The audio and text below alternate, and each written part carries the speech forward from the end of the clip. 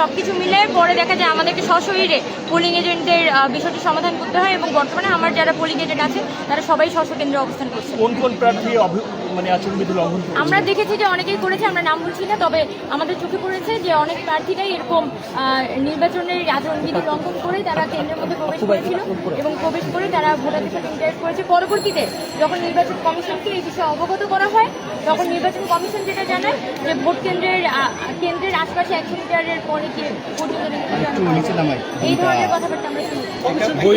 বহিরাগতদের উপস্থিতি নিয়ে কথা শোনা যাচ্ছে।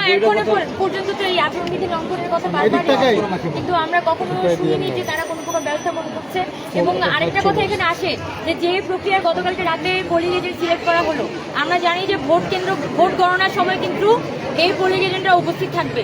সেক্ষেত্রে প্রতিটা কেন্দ্রে যে পোলিং এজেন্ট আমরা সবাই সকলের পক্ষ থেকে পোলিং এজেন্ট দিয়েছি, কিন্তু যে পোলিং এজেন্টরা শেষ পর্যন্ত সিলেক্টেড হলো, যারা বাদ পড়েছে তারা কিভাবে সিলেক্টেড হলো আর যারা বাদ পড়েছে তারা কি প্রক্রিয়ায় বাদ পড়েছে সেটা অবশ্যই আমাদের জানা উচিত। কারণ ভোট কেন্দ্রে যখন ভোট গণনা হবে তখন এই পোলিং এজেন্টরা উপস্থিত থাকবে। সেক্ষেত্রে যদি কোনো পক্ষপাতিত্বের আভাস আমরা পাই তাহলে অবশ্যই আমরা সাংবাদিক ভাই বোন সবার সাথে যোগাযোগ করবো। একজন প্রার্থী কথা বলেছেন, হ্যাঁ, এই ধরনের কোনো উপস্থিতি বাধা সৃষ্টি করতেছে।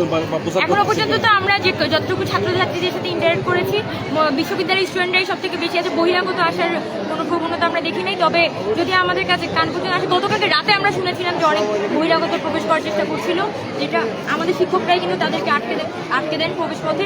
তো আমরা মনে করি যে এবার মানে বিশেষ কোনো সমস্যা ছাড়া হয়তো আমরা একটা ফ্রি অ্যান্ড ফেয়ার ইলেকশন পেতে পারি। এটা ডিপেন্ড করে যে 4টা পর্যন্ত। সর্বশেষ একটা প্রশ্ন, সেটা হলো যে অনেক প্রার্থী অভিযোগ করেছিল ভোট কেন্দ্র কম, তারপরে ওদের মধ্যে দাঁড়িয়ে থাকতে যেটা হয়েছে যে ভোট কেন্দ্র কম হয়, বুথ কম হয়, স্টুডেন্টদেরকে অনেকক্ষণ লাইনে দাঁড়িয়ে থাকতে হয়েছে। পাশাপাশি আমরা যেটা বলেছিলাম যে যাতে মেডিসিন কর্নারের ব্যবস্থা করা হয়, স্যালাইন পানির ব্যবস্থা করা হয়, পাশাপাশি হচ্ছে স্টুডেন্টের জন্য যাতে প্রপার স্যানিটেশনের ব্যবস্থা করা হয়। আমরা দেখছি যে এখানে কিন্তু প্রপার বাথরুম এবং এই যে কেন্দ্রগুলো আছে সেখানে যে ভোটাররা দীর্ঘ সময় ধরে তারা লাইনে দাঁড়িয়ে থাকবে, সেটার জন্য যে পানির ব্যবস্থা থাকা দরকার ছিল সেটা কিন্তু আমরা কর্তৃপক্ষের পক্ষ থেকে দেখিনি। এটাও না, আরো আছে যেমন ব্যাগ রাখার জন্য, মেয়েরা যারা আসছে তারা ব্যাগ রাখার জন্য কোনো জায়গা পাচ্ছে না, মোবাইল রাখার জন্য কোনো জায়গা তাদের জন্য নির্ধারণ করা নাই। তাদের পক্ষ থেকে এক ধরনের একটা ব্যবস্থাপনার অভিযোগ আমরা পেয়েছি। আমরা কিন্তু বারবার কর্তৃপক্ষকে সতর্ক করেছি যাতে তারা এই পদক্ষেপগুলো সতর্কতার সাথে গ্রহণ করে, কিন্তু আমরা দেখেছি এই ক্ষেত্রে কর্তৃপক্ষের এই ব্যবস্থাপনাগুলো নেওয়ার ক্ষেত্রে এক ধরনের একটা অবহেলা আছে। পাশাপাশি আমরা যেটা দেখছি সেটা হচ্ছে ভোটারদের মধ্যে এক ধরনের একটা সচেতনতা আছে। গত বছর 2019 সালে যেটা ছিল যে ভোটাররা দেখা দিয়েছে আগে থেকে তারা কিন্তু প্রার্থী সবসময় ডিসাইড করে আসেনি, ফলে যখন ভোট কেন্দ্রে প্রবেশের আগে অনেক কিছু ভোট ম্যানিপুলেশন হয়েছে। তবে এবার আমরা যেটা দেখেছি ভোটাররা আগে থেকেই সিদ্ধান্ত নিয়ে এসেছে যে কাকে ভোট দিবেন এবং একটা লিস্ট তৈরি করে এনেছেন, যার ফলাফল হিসেবে এবার কিন্তু ভোটাররা খুব কম সময়ে 8 মিনিটে কম সময়ে তারা কিন্তু ভোট দিয়ে বের হতে পারছে। এখনো পর্যন্ত যে টার্ন আউটটা আছে তারা তো সবাই ভোট দিচ্ছে, সেক্ষেত্রে দেখা যাক আমরা যে 4টা পর্যন্ত অবজার্ভ করি। ঠিক আছে, নির্লিপ্ত নির্বিকার ভূমিকা রেখেছেন। আজকের দিনেও সেম ভাবে তারা একদম নির্বিকার নির্লিপ্ত ভূমিকা তারা পালন করে যাচ্ছেন। কিন্তু ভোটারদের উপস্থিতি খুবই ভালো, কিন্তু নির্বাচন কমিশন যদি এই যে লাইনের যে বিড়ম্বনাটা তারা যদি বিধিনিষেধগুলো সেট করে তারা ঠিকঠাক পালন করতে পারতেন, ভোটাররা আরো শান্তিপূর্ণভাবে আরো সুষ্ঠুভাবে তারা ভোট দিতে পারতেন।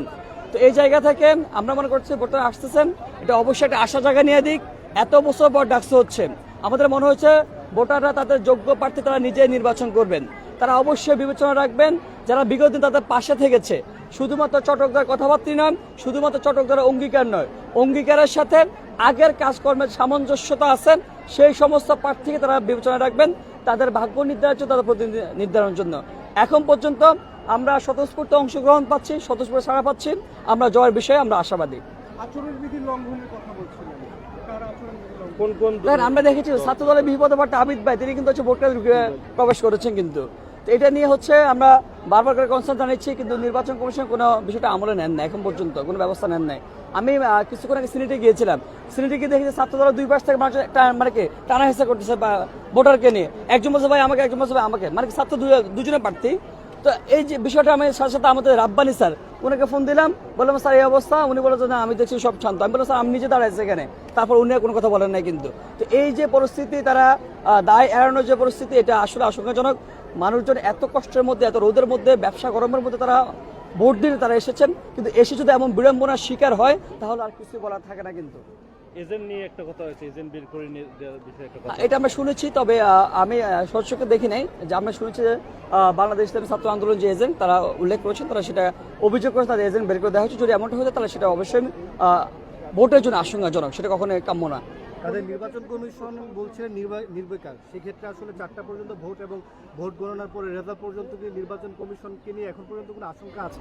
দেখেন এখন পর্যন্ত মাঠ পর্যায়ে বিশৃঙ্খলা যে দেখা যাচ্ছে, বিশৃঙ্খলার বিষয়ে আমরা একটু আশঙ্কা আছে যে আসলে কি হচ্ছে। আর তারপর হচ্ছে আপনার যে ব্যালট বক্স, সেটা স্বচ্ছ থাকার কথা, কিন্তু সেটা দেখেছি হচ্ছে আপনাকে টিনের ব্যালট বক্স। তো সেই জায়গাটা আমাদের সন্দিহার একটা জায়গা আছে কিন্তু। তো এখন পর্যন্ত নির্বাচন কমিশন এখনো সমাজ যদি স্ট্রিক্টলি এই বিষয়গুলো পালন করে, শিক্ষার্থীদের স্বতঃস্ফূর্ত যে সারা আছেন, আশা করি ভালো কিছু হবে।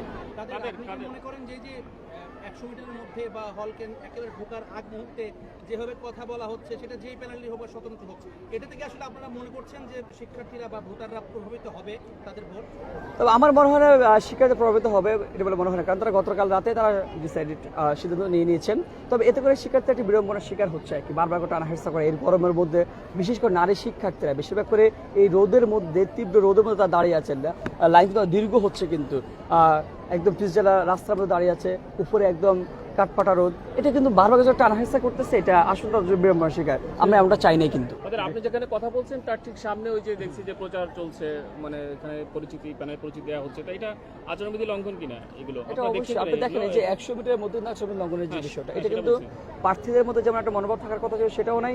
নির্বাচন কমিশন যেভাবে হচ্ছে আচরণবিধি সেট করে দিয়েছে, সেগুলো পালন করার বিষয়ে তারা যেভাবে স্ট্রিক্ট থাকবেন, তাদের মধ্যে সে মনোভাবটা আমরা দেখতে পাইনি এখন পর্যন্ত।